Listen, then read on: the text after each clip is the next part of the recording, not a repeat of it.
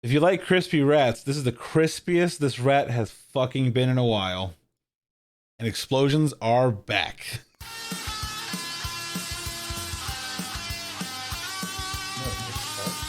I like that. I like that. Explosions are back. We're back to cheesy bullshit.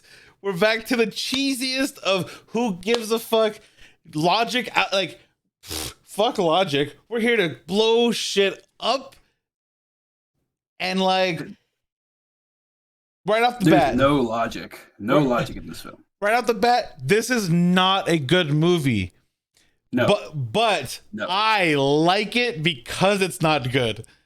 Like, I like parts of it because I'm just like, this is just not a good movie. But like, I like it. But I like it because I'm just like, because I'm sitting there having a wonderful time at like going, what the fuck is happening and why are they doing it? Like, like it's a goofy sci-fi premise. It's silly sci-fi, and is like it silly sci-fi? To me, it is. To me, it is. Okay. Start from the start. From the start. From the top. Reframe the question. Okay. Is it intentionally a silly sci-fi movie, or is it just a silly sci-fi movie? I don't think it's intentional. I think that they were being fucking wholeheartedly sincere. Okay. I think they were being as earnest as they possibly could be with the melodrama behind it. Like, they're 100% pushing that. Like, if anything had the stupid family meme besides Fast and the Furious recently, it should be this movie. Oh this movie should all be about. I could go on about the relationship angle for hours. It's so bad. All right, what are your thoughts on it? What a fucking corny ass movie. I can't. I don't know. Like, there's so many things about this movie that just seem so incredibly illogical and just, I don't know. Like, I had a hard time believing that there were just like, there's a war going on in the future. We go back to the past because we need to train people to come to the future. And it's just that's what makes it like the silly premise. That's the premise itself is silly. That is the dumbest idea. It is the dumbest idea. Like, I'm willing to accept a dumb idea to get the movie going, but that one in particular is just, it doesn't make any goddamn sense. It doesn't make any goddamn sense. Like, I get if like survivors are coming in from the future back to the past to train like the people of today to prepare for the war that is happening, but they're like, no, we need to send people over there right now. And well, okay, and that's one of the things where like whenever you set up your silly time travel rules, you got to make sense. And the way that it makes sense is that, like, to them, they want to not lose, right? So like the whole raft analogy where like it's flowing down the river, but both stay the same equidistant regardless as time travels. So they get but you're right. The logical point would be send people to the past to prepare them for what the fuck's about to happen. But the problem is like, or even just send everybody back to the past. Go on. Or what you do is you say, hey, we're here to train you. Like, okay, prove it. Okay, we'll give you these armband things, send you over there for like, an hour and bring you back so that you know that that's what the fuck's going to happen. Like, just little proof of concept of what's going on. But that's too logical. Then the movie doesn't happen. I have a much better idea. Let's just get people to show up in whatever clothing they have. Like, whatever they would show up to work in. That guy's got a chef hat on. That guy's got a chef hat on. That guy's a fucking chef, I guess. And then let's give them weaponry that is woefully unprepared. I mean, just it's not like there aren't better options. It's not like there isn't weaponry that would work. They just pick the worst possible setup to send these people out with. I mean, this movie literally lets people choose their own skin before going out into like their mission. They're fucking battle royale skins. Like, I want to wear my chef skin, guys. What they are. Oh my god, it didn't occur to me. Then they deploy like fucking like they got dropped from the bus right into the. That's absolutely what they were going for. I didn't even think about that till you said it just now. But that's the battle royale imagery is so there. Okay. This movie very much feels like a studio executive was kind of looking over the shoulder and going like, "Can we just like kind of shove that right in there?" Like, we need kids to go to this movie, and they need to know that it's really poggers. So what do kids like? They like Battle Royale? No, they like crispy Skins? rats. They like crispy rats. they like crispy They rats. like being dropped in.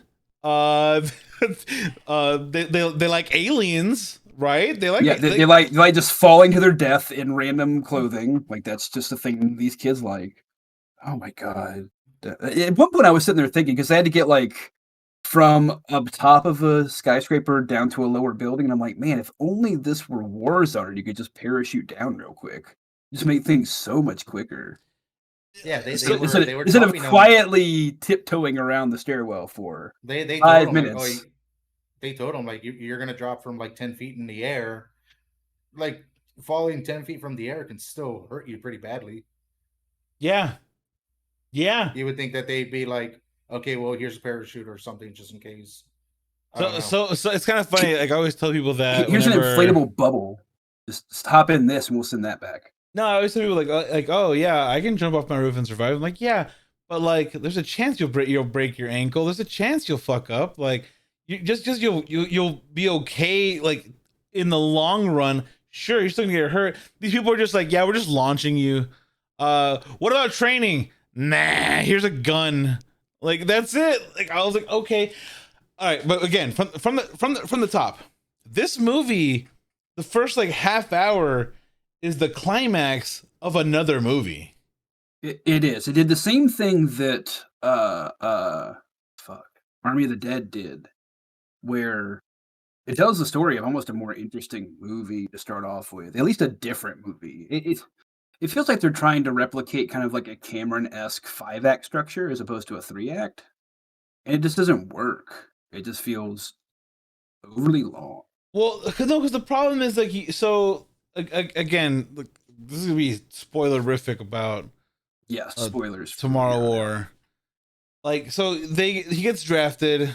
Like these people show up, and people are getting drafted. Like so many people aren't coming back, but like, so they get dropped off to do this mission because they need to get some samples. Blah blah blah, extraction. But here's the problem: when things turn sideways and they have to get the fuck out, people are dying left and right, and like they're running for their lives to get to the extraction. They have this big bombastic dramatic music playing. They have the fat guy falls down and hurts himself, then someone gets shot with a needle in the back, and they're just kind of like, go on without me. And it's like, I don't know who any of you people are. I don't fucking care that you're dying. Because again, this isn't reality. Like, it's not the same as say at the beginning of Saving Private Ryan, where you have what are essentially nameless soldiers all day, but you're like, this is representing a historical event. These were real people. This movie is trying to like have this nice fictional universe where like, oh, you're gonna care about them because they're gonna stay behind, and it's like, I don't give a shit. Like, we're already in a future where most of the population's dead. Like, I have to learn and like who these people are, why I should care about them, and then maybe I'll care about them. But you got to put that groundwork in. You can't start off that way. And then the movie starts when he wakes up again. Then the actual movie starts half an hour later, where it's like, oh, hey. Yeah, the explosion, and then bam, the Tomorrow War. Yeah. Yeah, like that's such a long indulgent, and I think it's a problem with streaming. It's the one thing that I'm having problems with. I think a lot of creatives and executives are getting way too fucking comfortable with the fact that they're like, well, they can pause it whenever the fuck they want. So like, don't even worry about it. Have it be as bloated as possible. I think of like The Irishman being fucking 3.5 hours long and shit like that, where they're just like, nah, whatever. Editing, Snyderverse being 4 hours long. Who gives a fuck? Nah, Snyder cut. Here you go. Nah. Like, well, again, I feel like they're trying to replicate Cameron. Cameron really likes to do the 5-act pyramid structure as opposed to 3-act. So you have exposition, you have your rising action or a complication, you have your climax, you have your falling action or the resolution, and you have your like kind of end even flow, wrap everything up. And it's like they're trying to do that. Like you can break the movie down into basically 5 acts, but it's not interesting. It's not good. It just is. It doesn't make any sense to do it that way. If you watch like a Titanic or an Avatar and it's built in 5 act structure, it kind of makes sense because the whole thing is meant to be the spectacle of it all, not necessarily the plot structure. The plot is there to serve as a thing to hang all of the fun set dressing on. But in this movie, the interesting thing about it has been done before. Better. Cheaper? Cheaper. I want to say cheaper.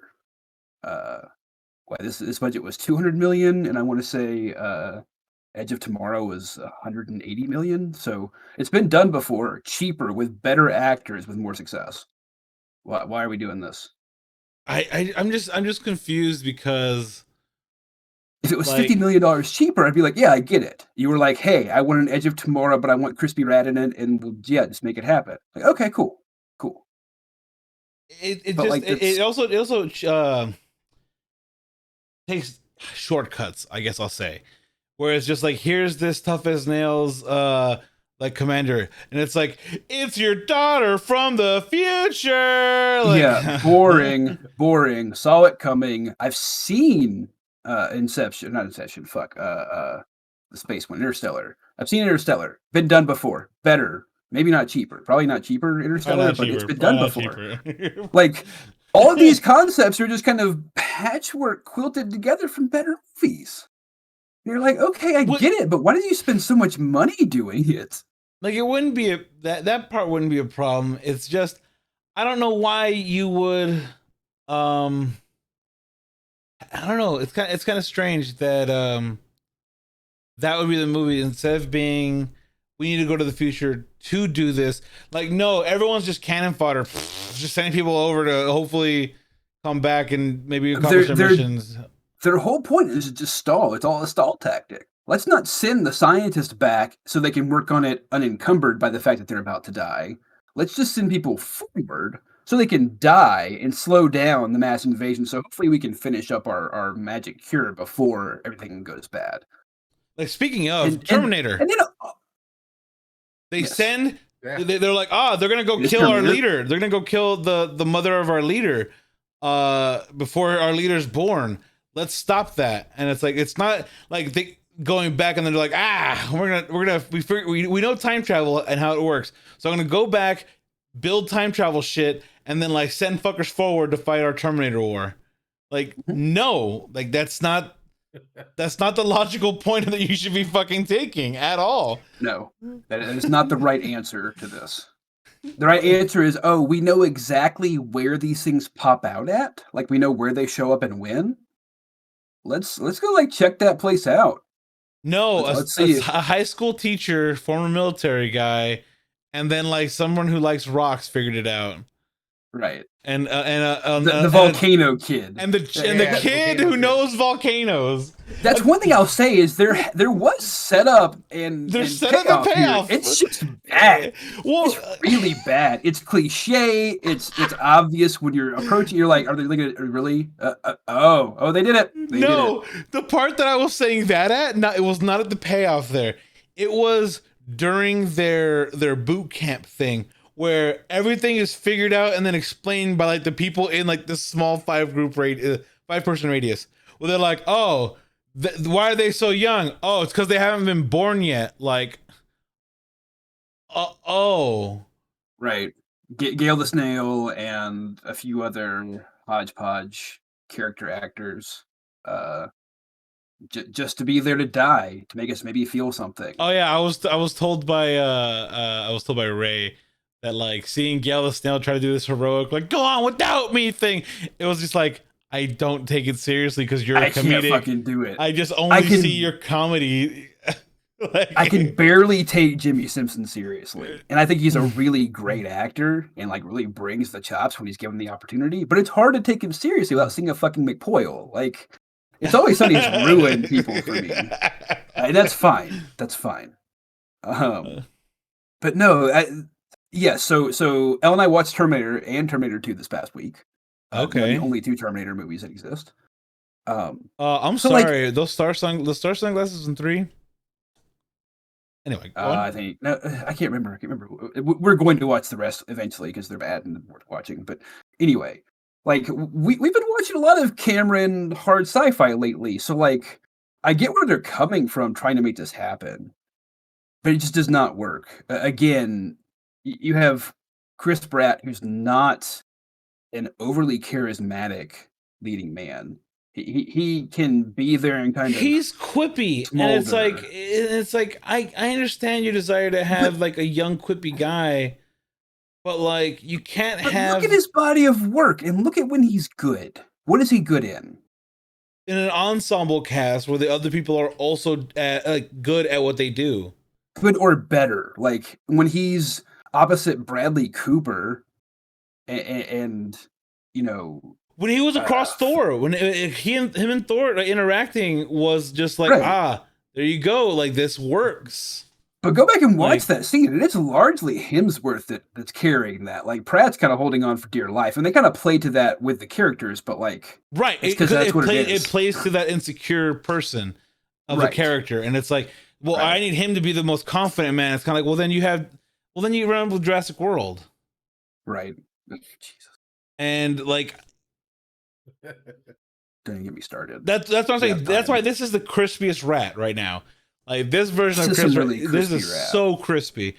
Like he's just like, I am both super smart, intelligent teacher man, but also like the hardened, grizzled veteran badass man, soldier man who's gonna lead these people in combat and like let me take charge and give orders, and they're gonna know exactly what the fuck I mean when I say it. Like when I give orders, they know exactly what I mean. Like it's a fun mess because I'm just trying to figure out why they're doing the things they're doing. Because okay, so then it's I want to read the first draft of the script, like because it was originally called Ghost Draft, and like, okay, are we fighting ghosts? I am intrigued. Ghost Draft. I don't know what the plot was, but just that name alone has me more intrigued than the Tomorrow War. Like, well, the thing that gets me is like, so they did the same thing that fucking Edge of Tomorrow did with getting rid of the good name for the lame name. Oh, Live Die Repeat. Live Die Repeat, bro. That is an incredible film name. And they're like, nah, Edge of Tomorrow. Like, I get it, but like, you had Live Die Repeat right there. I mean, they changed it to Live Die Repeat. No, so they changed it. It was Edge of Tomorrow. It was Edge of Tomorrow. Like that's what they said to like promote the movie. Live, Die, Repeat. And then the movie was Edge of Tomorrow. The movie was called Edge of Tomorrow, and then like the tagline was Live, Die, Repeat. And then when they released it on DVD, they released it as Live, Die, Repeat. Right. So like because it was based off of a book that was out of a manga. Quippy. Off a manga. That's right. All you need is kill. All you need is kill. So the name was originally more quippy, and you're like, well, go with the quippy name. Like it's right there. Well, no. The thing that gets me is like, let's take you to the scene, right? It's the scene where they're going to go find the female. They're going to the big one because for some reason this one survived the gas. We don't know why. It's like, okay. So they go, all right, so you're going on this mission. I want you to stay in the helicopter, Crispy Rat. And it's like, no, I want to go down there. Like, no, you stay in the helicopter. Then why is he there? Why did you bring him? This is the lowest lane. Why the fuck are you on Zod's ship? That's the thing. Is it's playing off this thing. Like I get what they're going for. It's trying to do an inverse of the man telling the woman to stay back and let me go do it. Like, oh no, it's the woman doing that, and it's her father. Blah blah blah. I get what they're going for. It's just bad. It's executed poorly. And a large part of it's that Chris Pratt has no like ability to be a likable person much, and he definitely can't be a mature person much. So to see him as like a likable dad figure opposite of Yvonne Strahovski, who's hotter and older, it just doesn't work. Right, because now they're like the same age. They're like they're in that weird love interest range because of the time passing. I'm almost sure this movie was written originally with them having like some sort of romantic angle. Like I'm sure of it. Then whatever conservative group that came in was like, we need Chris Pratt in this role, was like, we can't have that. You know what? That's way too gay. Would have been super fucking like left field. And it would never happen. This is now just a stupid thought in my head. It could never happen. So Crispy Rat gets sent to the fucking future, right? Ends up falling in love with his daughter. Now it's like this weird, like incestuous relationship, like where then she dies, he goes back, and now he has to raise that kid, and he's just like, what the fuck am I supposed to do? Fuck that Tomorrow War shit. It's kind of like I fell in love with my daughter and now I don't know what to do. I'm not sure I want to see that one. But I think it'd be a more interesting movie. What the fuck? It would be a more interesting movie. I will give you that much. That would be a much more interesting movie. Because again, I haven't seen that one before. I've seen Edge of Tomorrow. It's just like it's so melodramatic, and then whenever they go into hardcore military action moves, where it's just like, oh, don't you see how badass they're so but badass. It's not. They're using the wrong shit and getting wrecked because of it. No, like, I'm talking when they're like, okay, the moment in particular was so you have J.K. Simmons, right? Badass grandpa, where he's all like back to back. Well, no, because the dad and the daughter did that shit too, where they were like okay, you cover my six kind of thing, and they're like shooting, they're traveling together, and oh my god, like I wanted Dom to come out and be like, nothing's stronger than family. Like that's all I needed. Like I needed Dom to come out here. Pretty much what we were going for. We were close. We'll get to that. And again, it's such a weird like path for the movie to take, where you have like he gets sent forward, and that's half an hour. That's the intro. Then you have the real movie where it's like we got to capture this DNA, and he has like an arc with the future daughter, and then like oh fuck, he gets sent back with the vial, and they're like you can't go back to the future no more. Oh no, like. And then the logical thing happens, like, why don't we stop them before it becomes a Tomorrow War? And it's like, oh yeah, we should go do that. Where does it land? I don't know. Like, look under the fingernail, Volcano Kid. Tell us where that's at, buddy. Right, but again, also, who is it that comes up with the idea? Do you recall? Like, who is it that comes up with the whole like world-saving explanation? The wife. It's the wife. It's the wife. It's oh god, it's such pandering bullshit. Oh, because the men are all blah, gotta punch things. Thanks, that gets me about all that is save feminism. This guy, like, we're so lucky that this guy Dorian had that claw that just so happened to have the ash sediment from a volcanic explosion from like I don't know 2,000 years ago. But it was set up. It's not a souvenir; it's a reminder. And it's like. It's a souvenir, like, dude. Like, but also, you guys. Good thing we have Volcano Kid, all right? Well, and part of that is just to show, I guess, that things can go back. But like, that brings up whole other questions. Like, if you can send somebody back with full plate carrier and random gun, why not send them back in a tank? Like, I don't know. No, it's not even that. All right, ready? Like, you just say fuck it.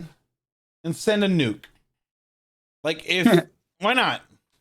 Why not? What's stopping you from sending, like, I don't know, all the equipment possible? Like, again, just send all of your sciencey people back to the present and then nuke the future. Yeah, I like it. that could be the name of it. Nuke the future. That's a much better name. Now you got all the Americans on board. Okay, we're gonna send freedom to the future.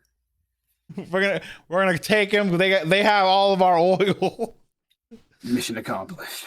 I'm just so confused because, like, again, like if you go the super logical route, you don't have a movie. Sure, but my big issue, like, always comes down to, like, okay, so now you have the third movie, which is the logical part. Let's let's stop it now so we don't have to worry about it later.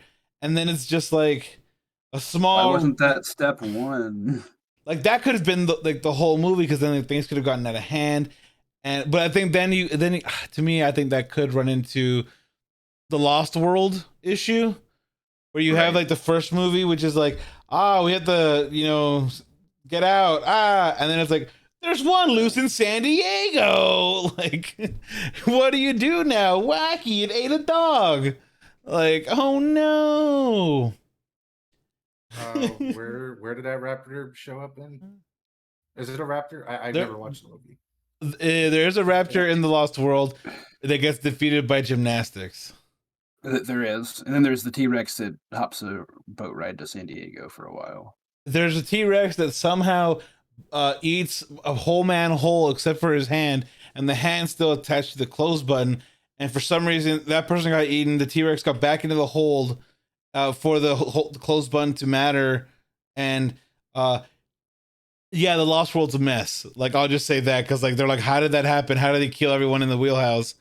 But it's a gigantic T-Rex, and the wheelhouse is a small wheelhouse. Like, it's just a place with the steering wheel.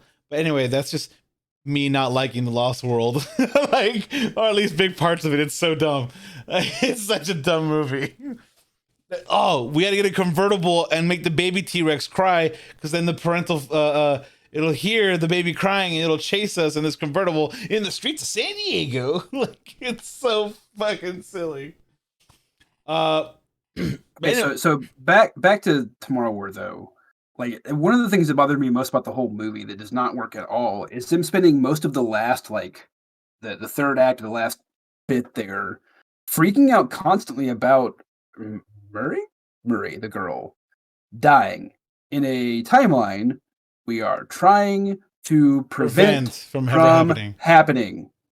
Who fucking cares if she dies? That's the whole point, is that if we accomplish this, if we win, that never happened. Never happened.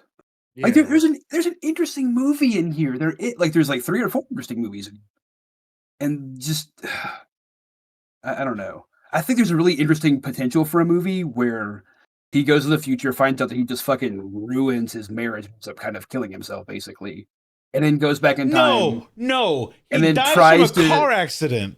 Yeah, basically kills himself. I'm rewriting that in my head. Like, he was drinking and driving. Like, if it would have been like, it was cirrhosis of the liver, you became a drunk.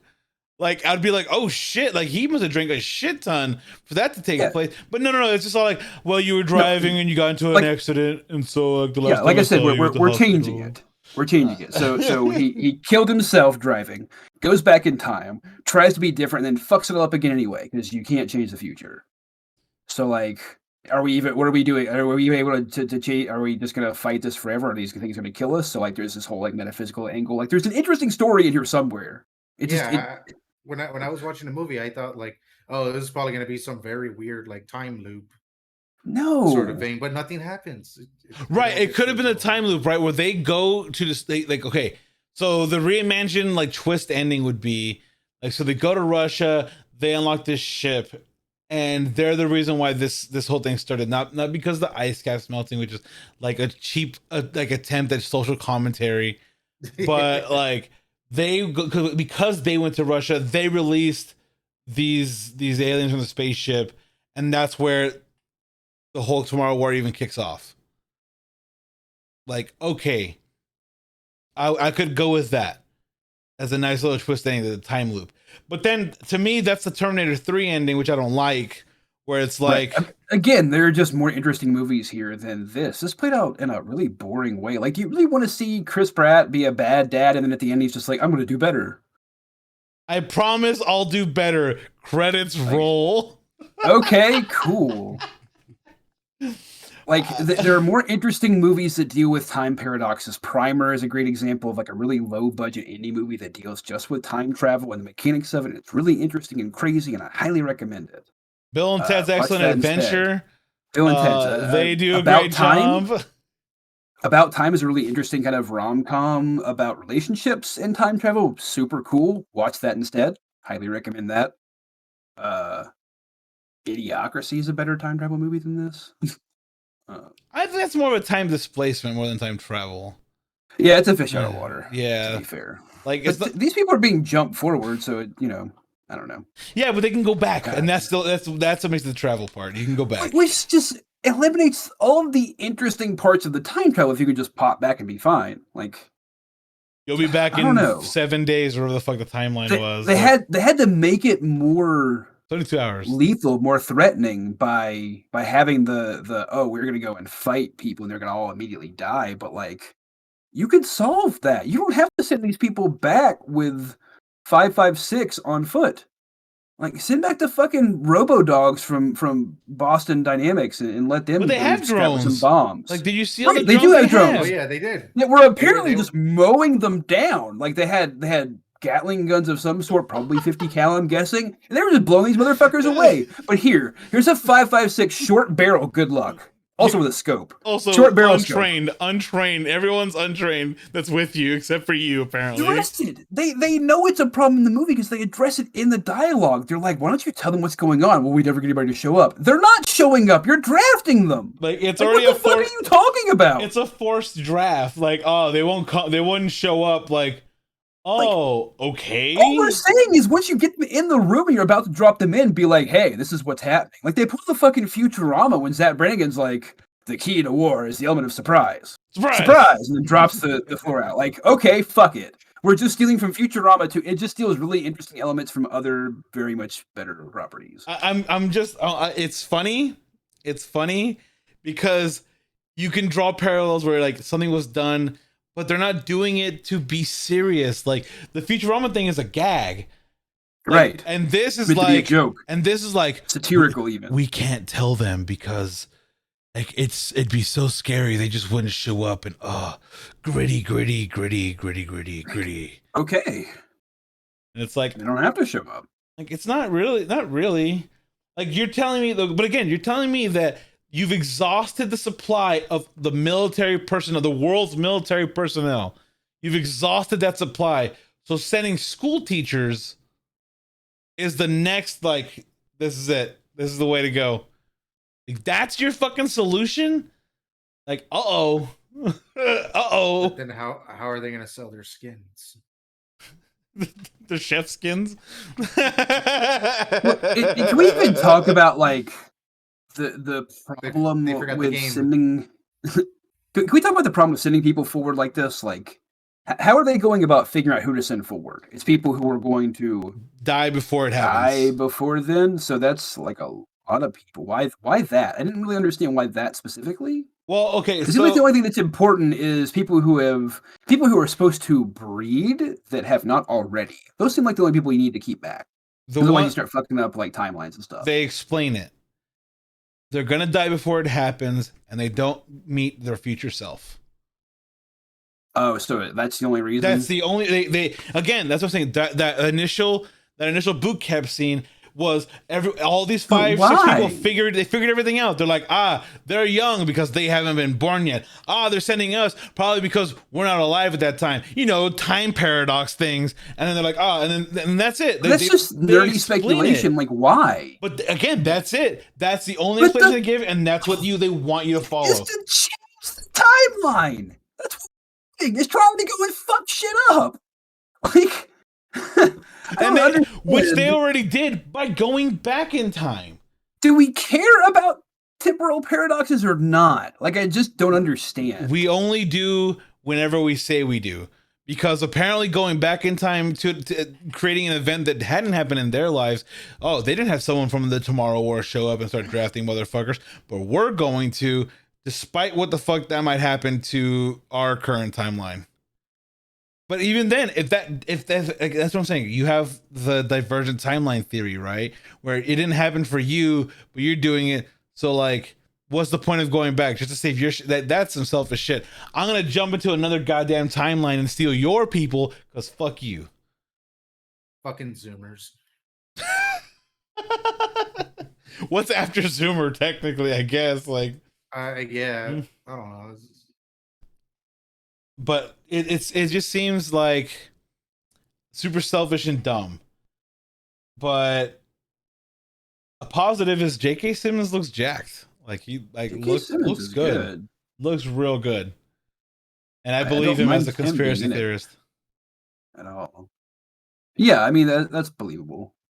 We need you to be jacked conspiracy theorist J. Jonah Jameson. But like, okay, so bear with me. What if you just have J.K. Simmons be the lead? Just fire Chris Pratt. No, keep Chris Pratt. Here's what it should. Here's what it could have been. Right, J.K. Simmons is not Chris Pratt's dad. That's Chris Pratt from another timeline who's been fighting this war, who came back to be like, "Here's what we need to do," and they blow him off because they're like, "You're me from the future. Get the fuck out of here!" Like, I don't hate that. I just seriously, as like a baseline, just replace the lead with J.K. Simmons, and I think you have a better movie. I think that's just me recreating Looper, though. Like, if I'm being honest, I'm just like, wait, that's me recreating Looper. But that's every bit of this has been done better before. That's why they didn't like land with any of these other things as being the main focal point of the movie. They had nothing else to land on. It's all been done. You have to do like a weird amalgam of all sorts of weird things kind of combined for it to be anything new or unique. You know what movie I thought of? You know what movie I thought of when they went to Russia? And they're looking for aliens in the snow, and all I thought was X-Files. It was the X-Files movie where they go into a freezing climate to look for the aliens. And that's where the aliens are happening. It's like, uh-oh, I'm thinking of better movies. Like, uh-oh. The X-Files movie isn't even that great of a movie, but it's definitely better. But like, I don't know. I think that they wanted to have like an alien sci-fi movie. They wanted to have like Chris Pratt Army Man. They wanted to have like, we need for some reason not one but two black sidekicks to accompany, and one's gonna be the real grizzled guy, and one's gonna be kind of comic relief. Haha, why would I load a gun? We're in a pressurized cabin. And it's like, what? Like, what is happening in this movie? Like, we're just barreling towards an ending. And like, I think there's one part that I find in particular that's very funny, and it's at the very, very end where the American politician was like, I was behind them 100% the entire time. Like, and if I would send them again if I could. Like, I would make that decision 100 times. Taking all the credit. Taking all the credit.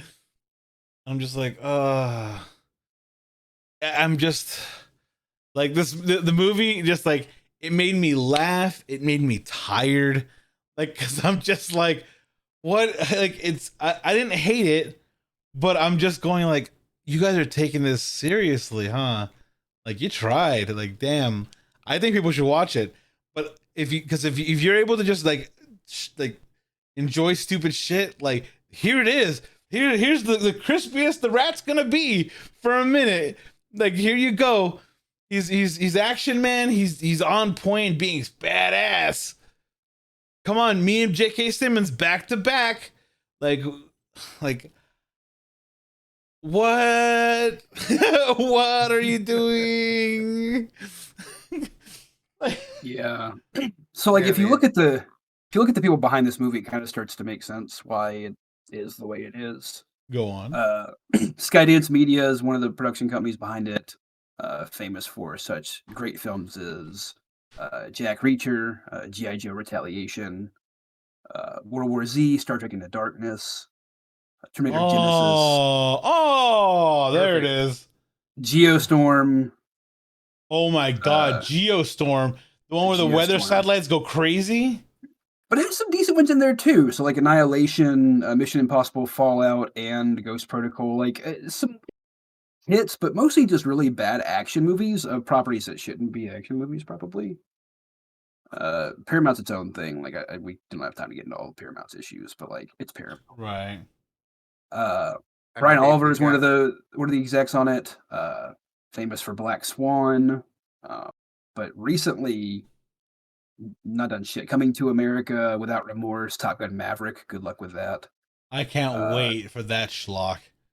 I am so Scream, ready. Sonic 2, Transformers: Rise of the Beast, Dungeons and Dragons. I guess they're doing another movie of that.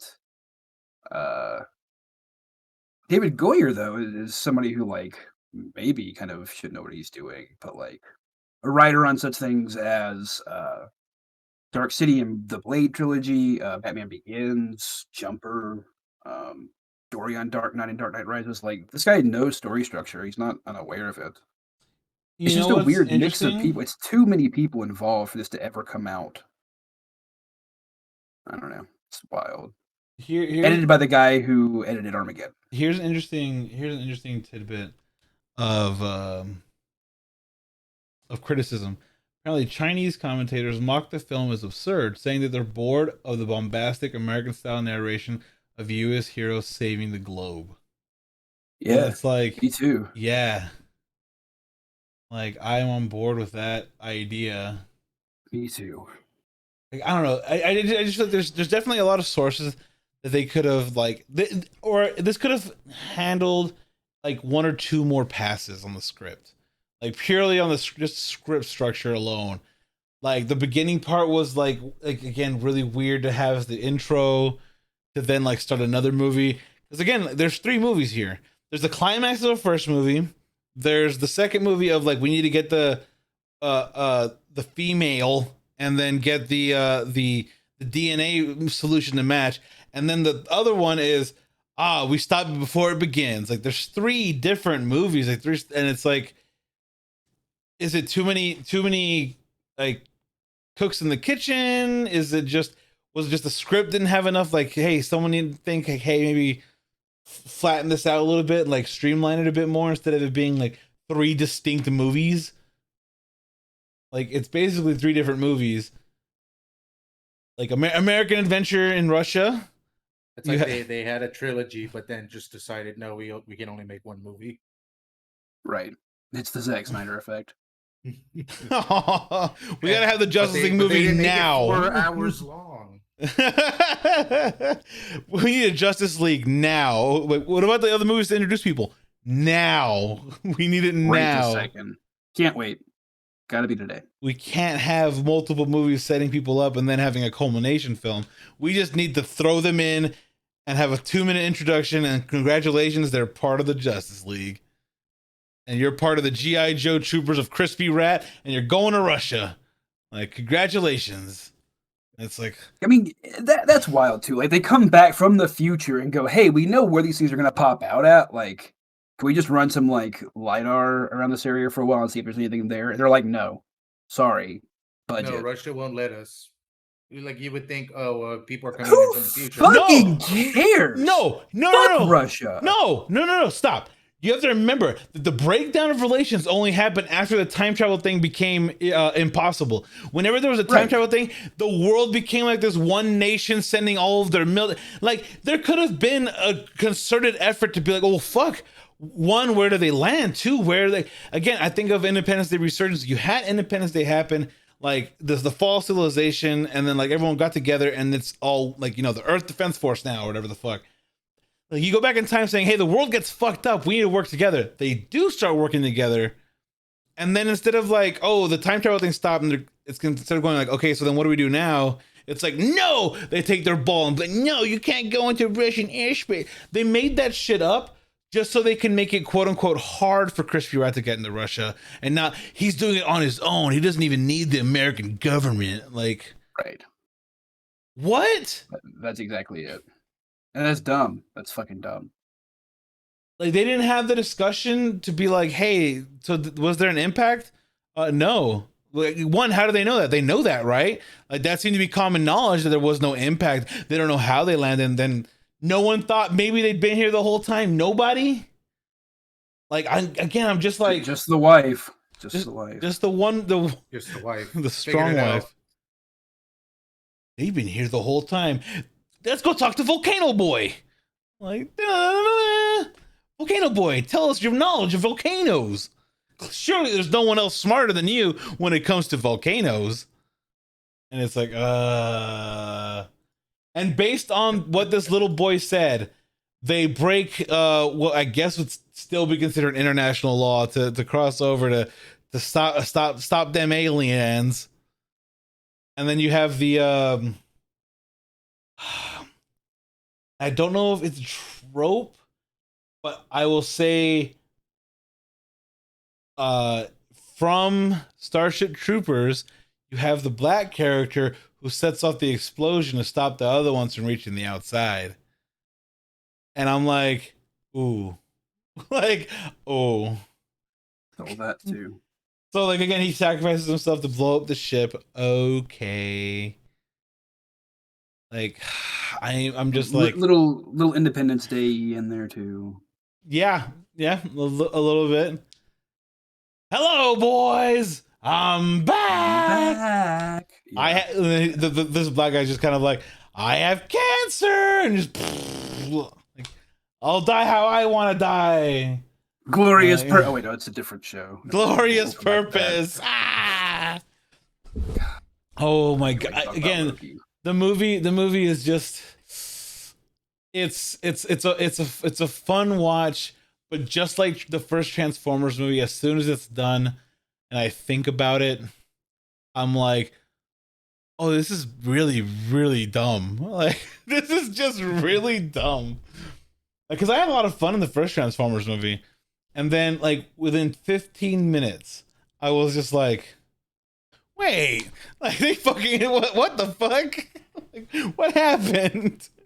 I feel like the first Transformers was buoyed by, I mean, one, it was a more interesting thing back then because we hadn't seen it before, but, like, the level of acting brought to that was a lot better than in subsequent films. Even Shia LaBeouf does a really good job in that movie.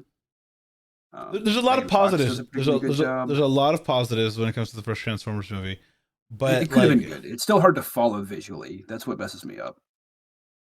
It's still Michael Bay. Still Michael Bay. Speaking of, explosions are back. So yeah, like this movie just likes to show off random explosions and just be like, it's exploding, and then he gets sent back in time again. Yep.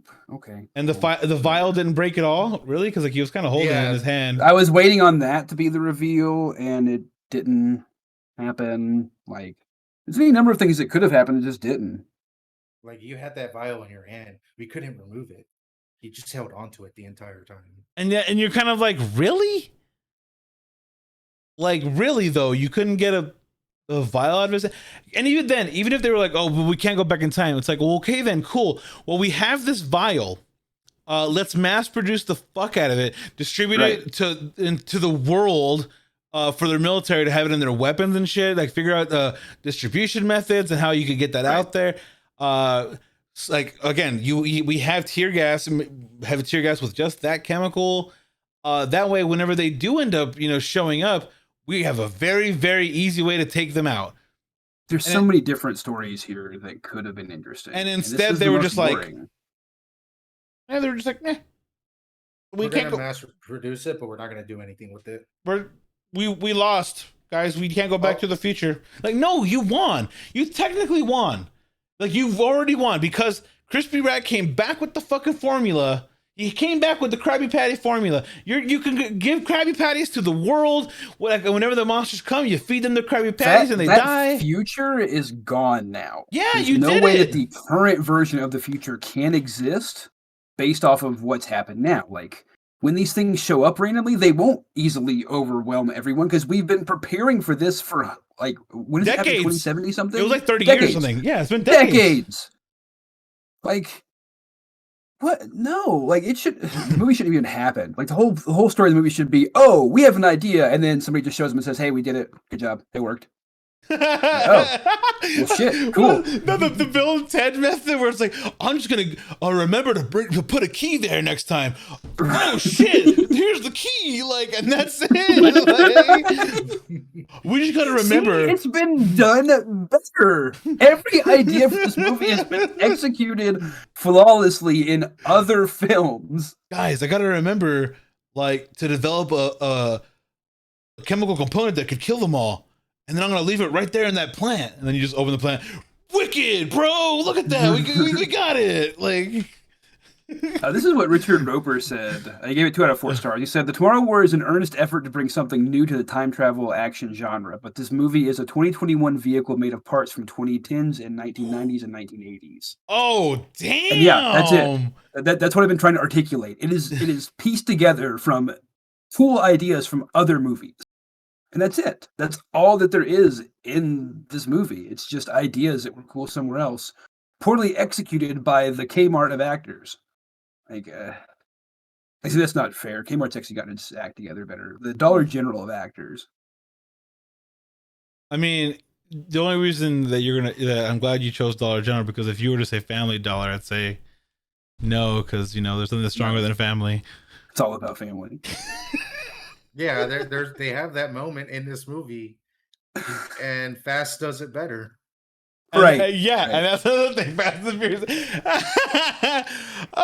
And then just randomly, like, here's your grandpa. Like, at the very end, I'm just like, I kind of would have rather had the grandpa die.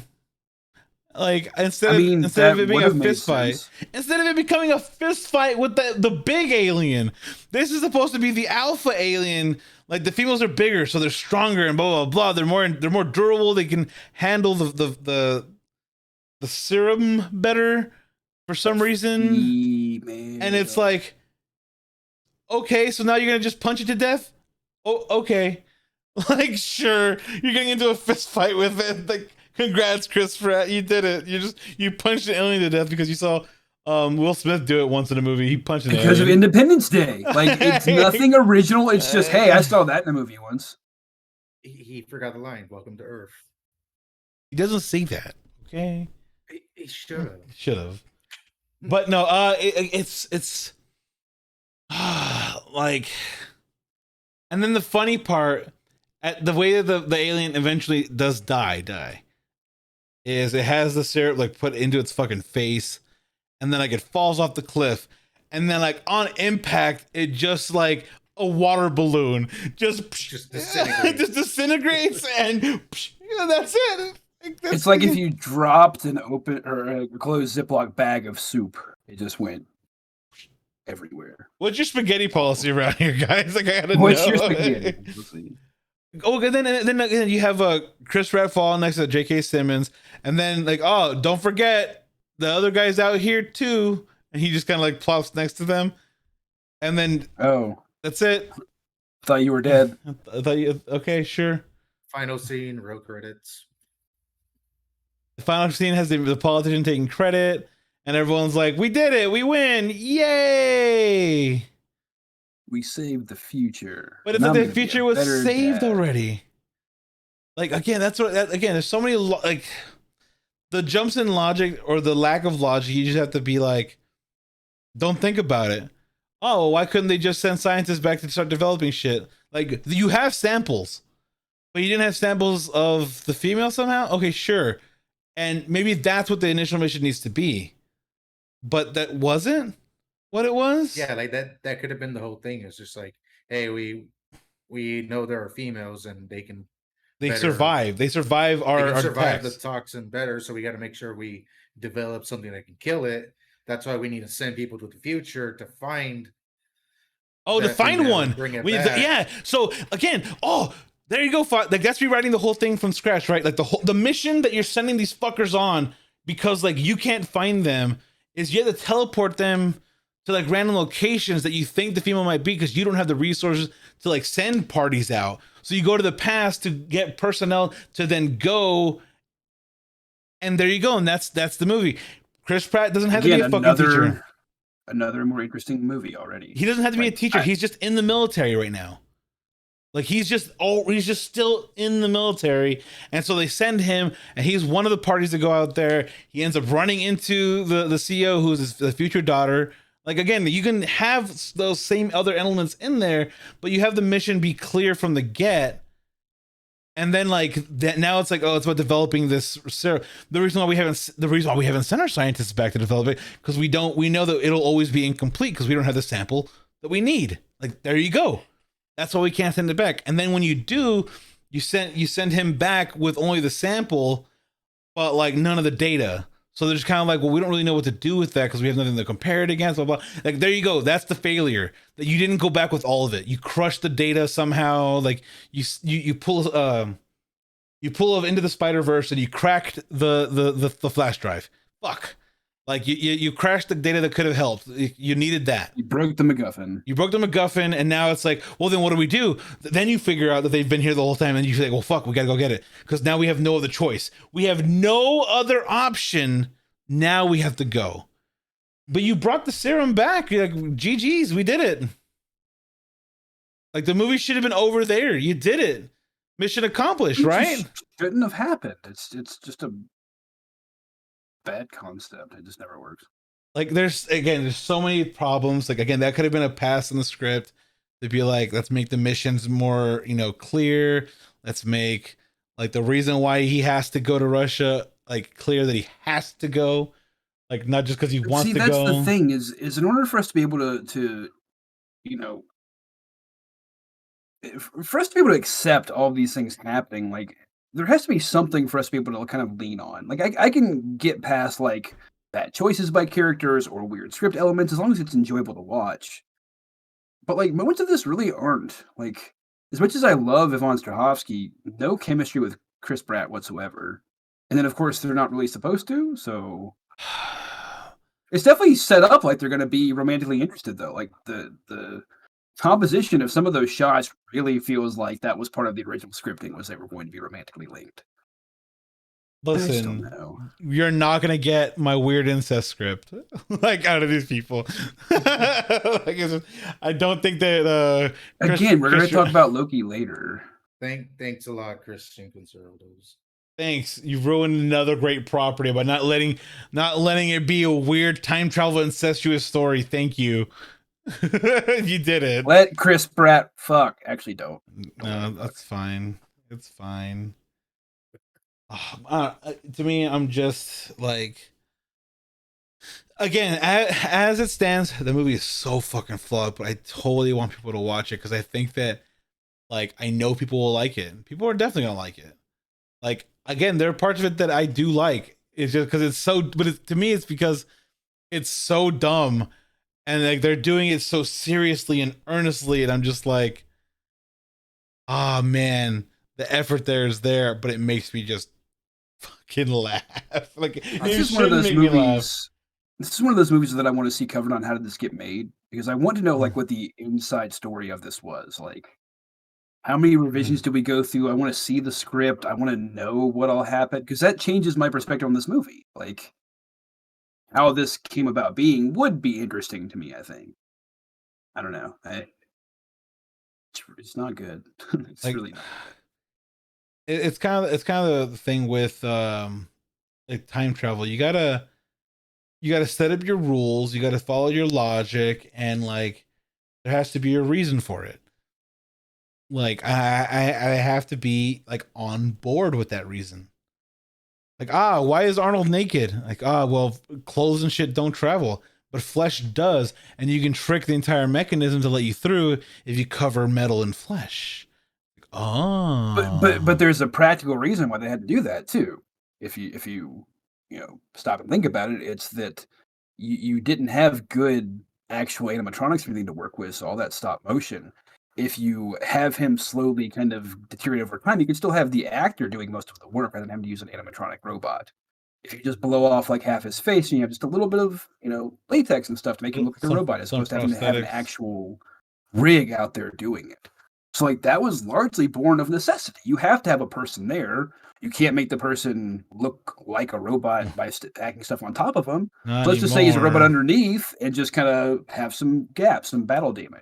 And it makes really good sense. It ends up being iconic because of it.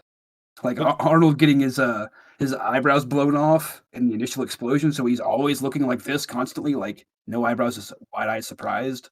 Well, and so you said that there were people that were behind Terminator Genesis that worked on this as well. So yes. Remember, there's logical necessity. So you think T2, and you think of the T1000 having to take over a cop's body to kind of like, oh, here we go, authority blend in, and you see that. But in Terminator Genesis, it's just like, the new T1000 also is a cop. Why? Right. because the last one was a cop. Well, but see, it also makes sense. It's by necessity in T2 as well, because unless you were spoiled by the marketing, which a lot of people were, but you don't know that Arnold's the good guy as you start that movie out. You just know that there's 2 Terminators that go back, or 2 people that go back. I know. I'm just saying as far as like, you have one that has like, you could see this necessity, you can follow the steps of logic, and you're totally okay with that. And then you have Genesis that's just like, fuck it. Right, that's what I'm saying though. Like, there's a lot of thought put into why he's a cop. Yeah. He's a cop because he's looking for a kid. People trust cops. The T-1000 goes back, and he is a better version of the Terminator. He's actually able to make jokes and sound like a person. If Robert Patrick as a cop comes up to you and says, "Hey, have you seen this kid?" You're not gonna be like, "Oh, well, you're a fucking Terminator from the future." You're not gonna think that. Whereas if Arnold does, you're like, "Damn, you might actually be some sort of weird robot assassin from the future. You're this giant Austrian man with these rippling muscles, and you talk all funny." Like, laundry day, right? Yeah, I mean, no clothes. You know, like, by necessity, the cop is meant to be more approachable because you're supposed to believe up until the point where Arnold yells, "Get down," and he's about to shoot the T-1000. You don't know who's good or bad. You're just kind of assuming. And that's really interesting and plays up in the movie really well. That wasn't done in Genesis. It didn't do anything. No. And again, so like the Tomorrow War, they don't, like, I don't know if it's just not enough care, and they were more focused on the action set pieces. We need to get these people on fucking snowmobiles. Like, that's all that it was. We want them to, like, that's it. We want to ride snowmobiles for a while because we think the snowmobiles are fun. And that's it. Like, there's like, okay, that's it. Congratulations, I guess. Like, there's no, and we want to have an alien scene where they're in the spaceship. Then we want the explosions to happen there, and it's like, so the explosions, and then like, why? Where's the secret base? It's like an oil rig. It's a repurposed oil rig, and then the oil rig is gonna also have some explosions, and it's like, you guys like seem to have had the set pieces in mind, and then tried to write connective tissue there, right? And that's why it seems like there's 3 different movies. And I think that's what happened. They were like, okay, well, this script is interesting. We can keep this and this and this, but the rest of it's got to go. So, like, why is it on an oil rig with weird, like, seawalls to protect? I don't know. But maybe that made sense in a previous version. And it just was kept over because, oh, that looks cool. We've already started the CGI on it, so can't waste that money. And that's the thing. If these aliens seem to be, like, land-based, but now suddenly they're super amphibious as well. Yeah, they like, swim. They fly. Creatures. Yeah, they're everything. And the only excuse was like whenever they got to, oh well, the pilots aren't the spikers. Maybe they were carrying cargo, maybe weapons. And it's like, is that okay? Is that cool. it? Prometheus. Like, we've seen all this. I'm bored. Bored. Like, okay, so they're carrying weapons and then they crash landed. Like, that's not. You mean no other aliens went to go look for these guys? Right, like no one decided to go like, hey, something went wrong with Bob and Jeff. Let's go check out what the fuck happened. Like, they never made it to their destination with those weapons, and they're just kind of like, who gives a fuck? Bob's an asshole. Like, is that what happened? Like, Space Bob's an asshole. Like, I hope he crashed. Fuck that guy. As his mom just sits there frozen and still in the cockpit. It kind of ends up feeling a little bit Halo-y too. You have the Covenant species carrying the flood that crash lands on Earth, and here we are. I mean, you could tell this entire story in Halo universe. It would make more sense. Lauren, cover your ears. Hell, Lauren, spoilers for Halo. The flood is bad. You won't like them. Spoilers. I'm just gonna make her go to the library constantly on Legendary. That's the only thing we're ever gonna do. Oh god! Until you get this perfect, we're not moving on. I need you to have the speedrun tactics down. If you want to know how to get to divorce very quickly, I think that's a valid strategy. There you go. But yeah, overall, like, again, what would you give it out of 10? Like, you take everything into account. Like, out of 10, what do you give it? I'd give it a solid 5. All right. Like I wouldn't turn it off if it was on in a hotel room, but I wouldn't pay money to rent it. Yeah, I'm gonna go the same. Solid, down the middle, 5.5. Yeah, I'm okay with a 5.56 personally. Like I think that I'm glad that I already paid for Prime so I can just watch it, because yeah, I would have been pretty upset if I had to like pay for this like an addition. Like again, there aren't there's not a lot that it makes me want to go like, I'm gonna pay extra for this. Like this movie would be a movie that I'm glad that I got to see it at home and not have to worry about anything else, because like other than that, like it was a good 2 hours, you know. It was a good, that's I would watch it on a plane. Right. If they were like, hey, here are your options, the Tomorrow War or like something else, I'm like, yeah, okay, put on Tomorrow War, that's fine. Or I watched I watched Justice League originally on a plane, and it actually was much more enjoyable. It didn't make any goddamn sense, couldn't follow any of it, but like you're on a plane, so there's nothing good happening. You're like, well, this on the screen's more interesting than suffering here. Than doing nothing quietly. And watching the flight path. So cool. Yeah, this is fucking great. This is better than watching my plane's flight path and me on it.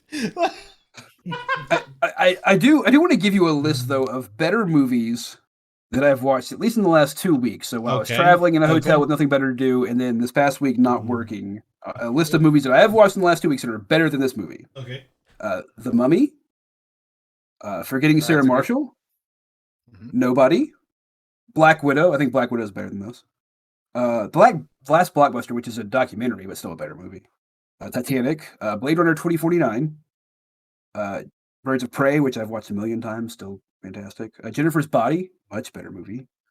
Terminator and T2 Judgment Day, much better movies. T2 is better than Terminator 1. Just throwing that out there. Yeah, all those are movies that I've watched that are better than this movie in the past 2 weeks. And I know that Thought hasn't seen Nobody, but I'm gonna say Nobody has no story. It has no story. It has a story. It's John Wick. It's the story of John Wick. If John Wick was like a married, boring suburbanite, and that's why, like again, like it's one of those movies. It's another movie that, just like Tomorrow War, I would say, yeah, go watch it. Yeah, I mean, if you're looking for action, it doesn't have necessarily like a good reason to be there. Like, go for it. John Wick. Oh my god. Well, you need to watch John Wick 1, 2, and 3. And then you watch Nobody, and you're like, John Wick was better. Yeah, like this concept has been done better before, but I do really like Bob Odenkirk.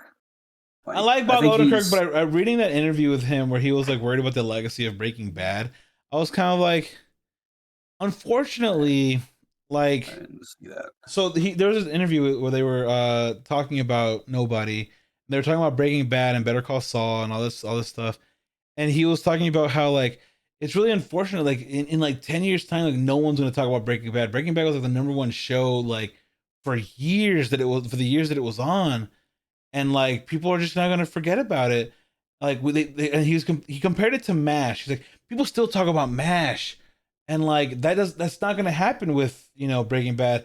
And I kind of wish I was there to tell him like, well, you have to understand the cone of entertainment, that like at the time there weren't as many things. There were like 3 channels, like there's only like whatever's the movies at the movies, and so like you just have less entertainment. And now there's so much entertainment because you can just release your own things. There's YouTube, there's hours upon hours of entertainment that just would never have existed back then. Like even Breaking Bad still hit #1 amidst all of that, and you're worried that they're not going to talk about it in like another 10 years. But what is the story of MASH? Like I mean, big picture, like 5 words or less. What's the story of MASH? Soldiers trapped in a conflict they didn't want to be, a part of, and making the best of it. War bad, sucks for people. Like, okay, Breaking Bad is the story of a man who, faced with his own mortality, chooses to go one direction over another and then falls apart into it. Like it is a really interesting story to tell. I don't think MASH is an interesting story to tell particularly.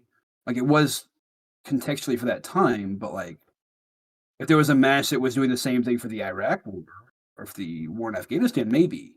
But there isn't. Like it's not telling a relevant story. I just think it's about time. Like I always think I always talk about people who are like, oh man, the 80s or the 70s or whatever decade was, so good, so much good. I'm like, no, like, yeah, you have a lot of good hits, but like you also have to think about that when you distill a decade's worth of entertainment and only get the top of everything and then package that and say this was the decade, like of course you're gonna look good.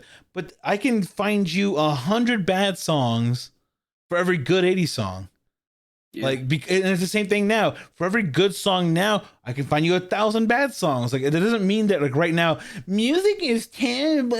You're just not looking where, like, you're not looking hard enough to find good music for you, for your tastes. You can find it. Like, if you want to hate the over commercialization of a certain genre and you don't like where that's going, fine. Then stop looking at the most commercial places to find your fucking entertainment in that genre. Like, I don't know what it's kind of like. Same with like movies. Movies are kind of like, there's a lot of great indie films you could go to, like really low budget, like self-produced shit. You can totally find stuff. Like, I don't know, like something could not be to your tastes, and that's fine. But it was just really weird that Bob Odenkirk was just worried about the legacy of Breaking Bad, as if it wasn't going to go down as like one of the greatest shows, of that era and blah, blah, blah. But again, it's one of those things where, like you said, what is MASH's story? There's nothing to really spoil. There's nothing I can spoil about MASH because it's just like, doctor shit happens on some of them, whatever. One of them always tries to get out by acting like a woman. Like that's really great comedy that aged well. Then you just have like Breaking Bad. If you talk about what happens in Breaking Bad, you spoil it. Yeah. Like you can't do more than just kind of covering the basic gist without spoiling something. Even what I said is a spoiler to something. Right. Like the only thing you can really spoil at the beginning is kind of like, he's a victim of the American healthcare system, can't afford cancer treatment, decides to sell drugs. Like, there you go. That's like the first 3 episodes.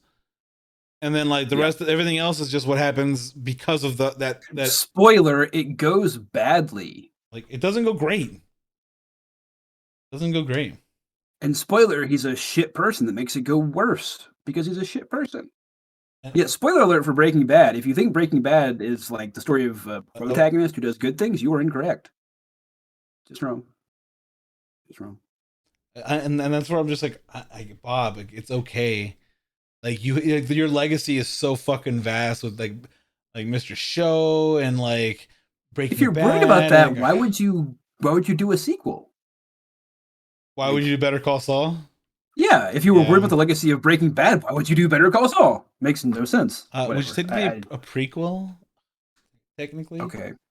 Technically, okay. No, but yeah, it's just, I don't know. It was just a weird interview for me to read because I read the interview before seeing Nobody. Then I saw Nobody, and I was all like, okay, like sort of a John Wicky, no plot, just inciting incident in action. That's it. Yeah, it's if you took John Wick and then shoved Red into it. Like it's not even just that. You take John Wick and add but part of the government though. Like instead of working for the CD Underground, he was a part of the government. Like he gets upset about potentially getting robbed, and then like goes and beats people up, and then that's what kicks off the whole story. Because he beat up somebody who's somebody to somebody. And it's like, okay. And now it's just Home Alone. Like, again, like, I'm just so fucking, like, I guess. Like, I just wish that movie was better. But again, for what it is, I totally say you should totally watch it. I think you'd like it. If all you're looking for is, like, uh some time to kill, with some action, with some killing, with some explosions, with some gunfighting. You could do worse. You could do way worse than Nobody, and even the Tomorrow War. You could do way worse than that. You could do way worse than Nobody. You could watch the Tomorrow War. I mean, yeah. But you don't get aliens from Nobody. So I mean, like, if you want some aliens, explosions. But that's what I'm saying. That's why I said silly sci-fi. Like, they try to take it as seriously as possible. It didn't turn out that way. Like, and that's what makes it great for me. Like, they were trying to be serious. They wanted the melodrama to work. It does feel a lot like Army of the Dead, where, like, again, there are better versions of this. We already have this, really. We don't need this thing to come along and just kind of half-ass it. And this feels like a half-ass. It just feels like I'm watching somebody trying to, like, make up what they think Edge of Tomorrow is without knowing anything about the plot. Yeah, if someone was trying to, someone briefly explained what Edge of Tomorrow was, and then was like, I'm gonna make my own version of Edge of Tomorrow, but they have really bad memory, so like they only kind of remember some of it, and they were like, yeah, there's time travel shit, right? Yeah, it's fine. That's what fucked up my whole understanding of this film, because if it costs $50 million less than it did, then I'm like, yeah, I totally get it. You get a bankable-ish star, and you put him in a bankable-ish, setting with a decent enough script. Yeah, okay, kind of works. But they spent an extra $22 million on this compared to Edge of Tomorrow. Like, you should not spend more money to come up with a bad knockoff of a thing that was kind of good. You just shouldn't. You should spend less money if you're going to do that. But let's talk about the arc, though. There was no arc. What arc? Exactly. What was the story? What was the plot? Well, I mean, again, there's a lot of inciting incidents and set pieces, right? But that's what I'm saying. That there is no motivation for the action because they're drafted, right? But the thing is, like, Crispy Rat changes based on the retelling of a future that isn't going to happen because someone went back in time. So, like, the circumstances of even the divorce and shit will not happen because he got drafted. Like, so here it is where you have this weird moment where, oh, well, you became kind of an asshole and then got into an accident and died. And he's like, I will not become that asshole. And that's the arc of that character. Right. That's it. And there is an interesting story in there where a man gets to see his future and then tries to rail against it and either succeeds or doesn't. And that could be an interesting story, a really small personal story set in a big backdrop. But that's not what we did. That's not what we did. Like, it's just, it's so, like as Elle's saying, it's stupid. It's stupid. The movie's stupid. But I will definitely watch it again with people to see their reactions. Like, that's that kind of movie where I'm all like, oh, you haven't seen it? Let's watch it. Because, like, I don't know if it's quite that good enough for that. Like for me, it totally fits in that. For me, you know what fits that really well for me is something like Kong Skull Island, where, like, there are a few, like, kind of bait and switch moments where like, it's so off the wall what you expect it to be that it made me laugh out loud several times. Like, I don't know if y'all have seen that. I don't want to get into spoilers for it, but there's one moment, especially at the end of the movie, where you're expecting typical action movie set piece, and then it's just not, and it's fucking hilarious, and it kills me. And I think it was done on purpose. I hope so. Otherwise, I like it for the wrong reasons. But yeah, like, I don't know. I don't think this is interesting. I don't know what you would show people and be like, oh man, there's this one funny part where, like, what? Well, no. Because again, to me, I know there are people who just genuinely enjoy this kind of, like, brain off, who gives a shit, like, pew pew explosions kind of thing, and, like, more power to them. Like, I'm totally for it. But, like, I can enjoy it on that level. But, like, for me, I would be the kind of person who's going to point out right away, like, look how dramatic it is for someone who you don't even know. Like, do you feel anything for this person? Like, look at they're emoting. Go on without me. Like, not even that. Like, somebody falls, like, they're running along rooftops or whatever. Somebody falls, still, and they're like, oh no, we gotta go and save him. So we end up killing everybody else. What the fuck? Why would you go back? Let the fucker die. Like, you. If that one dies, the rest survive. What? You killed everybody. Gale the Snail could have survived. She could have made it, and you killed her. Like, I don't care about these people. Like, that's what, again, and it makes me laugh. Like, moments like that fucking crack me up. It cracks me the fuck up, and that's why I would love to watch it with somebody, like, because that would be the experience of me just laughing, and they'd be like, if they ever ask why, I'd be like, okay, well, let me tell you why I find this fucking funny. Like, I will tell you. I don't know. It's just not quite funny enough to be funny. Like, again, they're trying so hard that it can't be as funny to me. But that makes it worse for me. See, like, and that's the opposite for me. Like, them trying so hard is what makes it so funny, because it's like, oh man, they think they did it. They think they nailed it. Yeah, we nailed it. We got it, guys. 10 out of 10. The emotional moment was captured, and I'm just like, the same way I'm sure Zack Snyder was like, man, we fucking nailed Army of Dead. Like, people were gonna get that it's an Aliens illusion, but not too much. No, we got it. No, we understood, dude. We watched Aliens too, buddy. You proved this cast Vasquez. You know, I'm shocked that, like, immediately they're kind of like, we're gonna have this prequel movie with a vault person, and like there's set photos and there's all this shit, like it's directed by the same guy, by the guy who plays the safecracker, and I'm just like, okay, but we know where he ends up. Is Snyder producing it?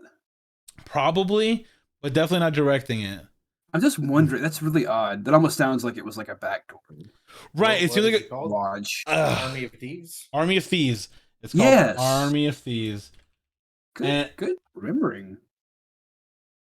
I didn't remember. But it's like a prequel set before the events with folks on the German safecracker Ludwig Dieter, leading a group of aspiring thieves on a top secret heist during the early stages of the zombie apocalypse. So it'll still be a zombie movie. Apparently, it's early. This is the during the zombie. That could work. Doing, using that as the backdrop and telling, like, what's the word? I lost it. Writers Shay Haddon and Zack Snyder. Oh no! Dun dun dun. Still, though, I think that works better just because he's a likable character. I don't want to see more of Chris Pratt. I just don't. I don't want to see any of his characters. I don't know any of his characters. He's just Chris Pratt. He's like, there's Star-Lord, and there's Dinosaur Star-Lord, and then there's Army Man Star-Lord. He's Army Man Star-Lord. He's Army Man. What else are we going to get him rebooted in? Like, he's trying to do the Schwarzenegger speed run. He's just that's what's happening. Then he needs to win a fucking Mr. Universe or whatever the fuck competition. Yeah. But, like, he's married to Schwarzenegger. Oh yeah, so, like, I know it. He's literally trying to, like, be a Schwarzenegger, become Arnold. That's so fucking creepy. Again, this movie flaws. We've rewritten like 6 different versions. You could get 6 different movies out of this and not double back. Yeah, like, it's just wild. Like, there's so much you could do. Like, I'm still really fond of my idea of J.K. Simmons being future Crispy Rat, and like coming back to be like, all right, we fucked up. Here's how we're gonna do it again, and there you go. Like, trying to prepare him for what's about to come. Like, I'd be like, okay. Like, you can't recut this movie, L. There's no way you can recut what's there. You can't recut. You have to start from scratch, because what they have is bits and pieces of like 3-4 different movies in there. I don't think you could recut it with what's there. This isn't like I'm tempted to say challenge accepted. Like, I feel like you could tell a more tell a more complete story. It wouldn't be necessarily good. Well, you just structurally sound. Then ready? You just end it. You just start rolling credits after he blacks out in the initial explosion. That's it. The 30-minute short film. There you go. They show up. He gets drafted. He gets sent to the future. Boom. Fat Man falls. Okay, but that's been done before. The Sound of Thunder, like the Ray Bradbury short story. That's been done. Like, it's not interesting. I'd rather see that movie told. But again, it's been done before and it was bad. Just saying that, like, there's nothing that's really cut from the other parts because they're different movies. Like, that's what I'm saying. Like different fucking movies. I don't know. I still feel like maybe you could have cut a more cohesive story out of what's there, but like. No, El, you missed the other rewrite where that is still his daughter and it's an incestuous love story, thus making it at least interesting on that point. We're leaning in. Like, you got to lean in, and it's at least it's something to talk about. They're like, holy shit! They were telling this fucking future sci-fi story. I thought it was gonna be like a sci-fi action thing, and then it's like left field moral dilemma of like falling in love with somebody, not knowing they were your daughter. Turns out they were your daughter, and it's like, oh fuck, what now? Because now he gets sent back to the past, and it's like he has to raise this kid. Like he has these complicated feelings of this future person who's not. And again goes back to that moral dilemma, right? Of that future did not happen. The future has changed. This person is not going to grow up to be that person. Like they fell in love with someone else, technically, who's not. Where do you draw that line? Like, again, if you want to tell an interesting story, it can be a fucked up story. At least I'll be like, where are you going? Where are you going with this? See, and I think there's a more interesting story here where Chris Pratt is still in the military. They send him forward because they've discovered this time paradox glitchy thing. He discovers that there's this alien thing coming after us, gets like a sample to take back, comes back. But knowing that he's a shit father that ends up ruining his life and killing himself by drinking and driving and all that fun stuff, decides to try and be better and then does it anyway. Like, just one of those, like, you can't change the future kind of deals. Like, can we? Because if you end on that, it's dour. But like, damn, like, can we even stop this? Can we even stop this alien thing coming? Like, we're preparing for it, but we can't even stop this one dude from being a shit dad. Like, what hope do we have? That's an interesting thought. God damn it. God damn it. They need to ask me. They need to ask me what I want in movies because I am smart. And yeah, not really, but I feel like if they asked me what I would want to see in movies, I'd come up with something better than what they end up with. Truly. Maybe that's conceited. But it's kind of one of those things where you can conceive at least like 4 different very solid movies that don't overlap just with the premise of that they gave you. Yep. Like and the fact that they came up with this, it seems like, well, we have the weird like forced don't leave him behind, go on without us. Then you have the I need the forced emotional moment as quickly as possible because that's my daughter, therefore the connection is instant. There's no need to work at any sort of relationship. This person already has a past apparently with this person. And then like you have the dad. And then you have this like this weird like fly to Russia thing that like the military's not gonna let you fly. The borders are closed, and it's like what like, and you only make that shit because the time travel's gone. It's like, but again, you solved it. You solved it with the serum. Like you would have to you'd have to have him lose the serum, or like it exploded or degraded. Something happened to it. The serum that was not necessary. Like, it didn't do anything special. They used it on like 4 of them. Right, like 4 of them. They exploded like 400,000 of them. Right. They shredded like 400 of them apart with 50 cal. Like, there are things that work demonstrably. We know what works on them. Like, blowing them up works. I don't Shooting understand. them in the neck works. Why are we not just unloading on these guys with fucking Gauss rifles or something? Like, what are we doing? No, because they have the possibility that we can stop it all from happening. It's kind of like, oh, we can't risk it. It's kind of like, okay, then let me go talk to the Russians. Like, hey, we can probably fix this shit. Like, you gotta let us go over there. And like that itself would have been at least a better like, okay, cool. Like, let's go do that. And then they link up with the dad because he has the armory. And like it's like they got stuck on the Russia thing because it was already established and they didn't feel like they could change it even though they could. Like, why Russia? Well, because they had to pop up somewhere cold and isolated. Well, why not fucking Antarctica? Oh, wait. We've already done that. X-Files? No, the thing. Oh, yeah. The thing is an alien on Antarctica. Can't do it. So, okay, let's do Arctic. Oh, wait, no, there was that vampire thing and there was that one other thing recently. There's also AVP. There's also Alien vs. Predator. Yeah, like, see, it's all been done. You aren't doing anything unique here because all of these set pieces have been done. The only thing you could do here is tell an interesting story using them. We would buy that. Like, but again, in Edge of Tomorrow does that really well.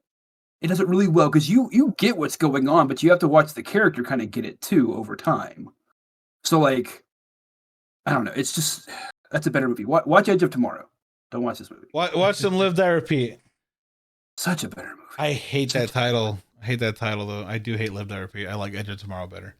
If I'm being completely honest, I really do. I really do. No, like, because I don't know. To me, Live, Die, Repeat is a good tagline. Like, if it was called Edge of Tomorrow, Live, Die, Repeat, like, I'd be okay with that. It's the other way around. It's Live, Die, Repeat, Edge of Tomorrow. Again, that's what I don't like. Again, I'm... call it either Edge of Tomorrow or Edge of Tomorrow, Live, Die, Repeat. Like, either one, whatever. But I do think that's a better title. That's just me personally. Like, I like the idea of it that, like, he can never reach tomorrow. Like, that's an interesting idea. Because that's a specific plot point that, like, you have to die. You got to reset the day. Like, okay. Like, you can only reach the edge of tomorrow because you can't get there. Because if you do, you fucked up. Like, okay, I'm okay with that. Whatever. But again, just overall, I'm just like, come on, guys. I don't know. There's a better movie in here. Like, there's too close. It's too close to too many other movies. We could have had the romantic comedy sci-fi action movie, but no. Again, there's just something there.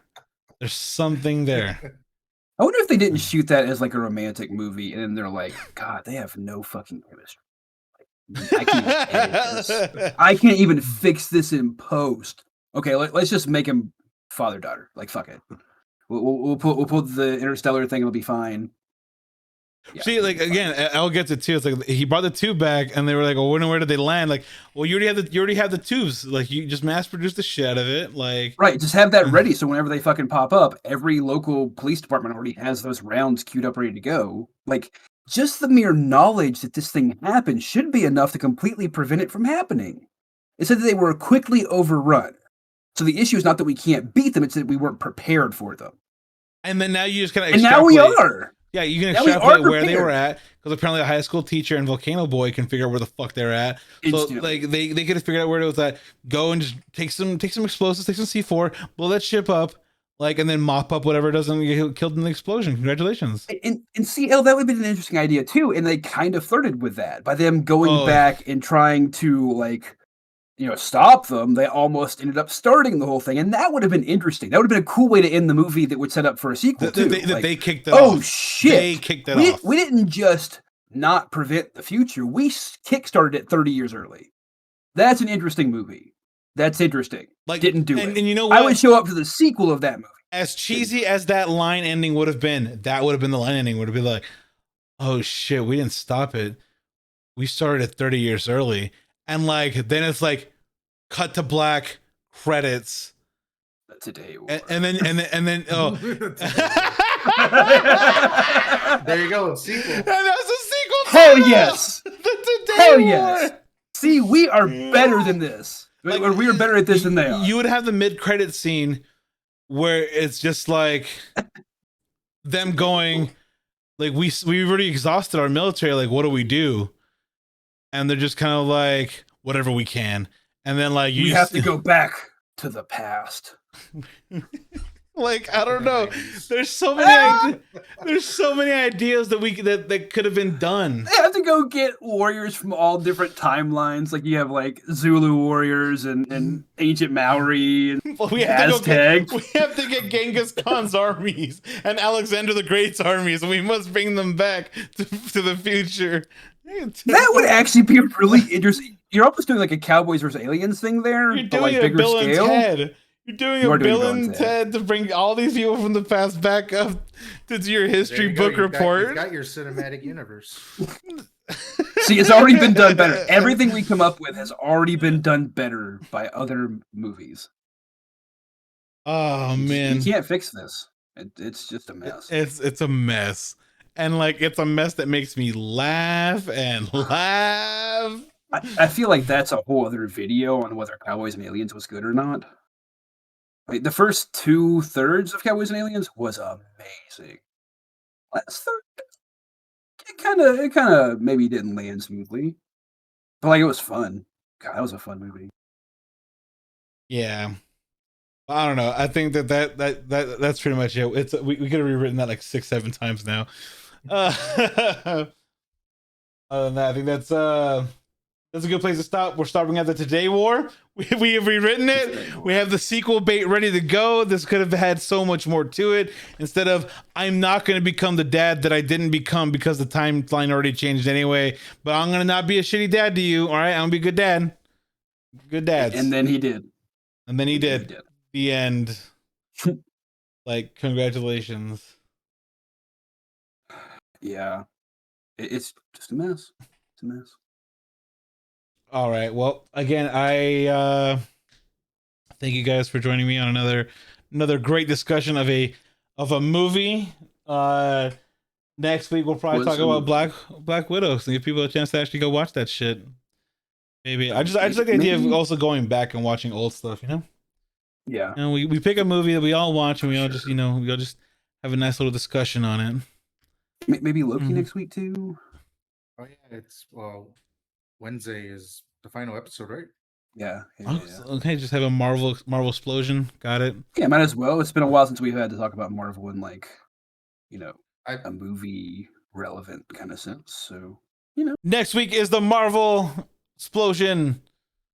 We're coming back. But again, thanks everybody. And once again, because we've been gone for, an extra week or so, I did forget to intro everybody. I'm Kitty Man. With me as always is Mort. And down here below is Mr. Fott. Thanks everybody. We'll catch you next week where we're going to talk about, Marvel. So hopefully you guys are not super upset at those particular spoilers because the newest Loki episode will only be a few days old. So get on that. Looking forward to that one. Ooh, series overview. I am looking forward to talking about it. Bye everybody. Lots to talk about. Bye.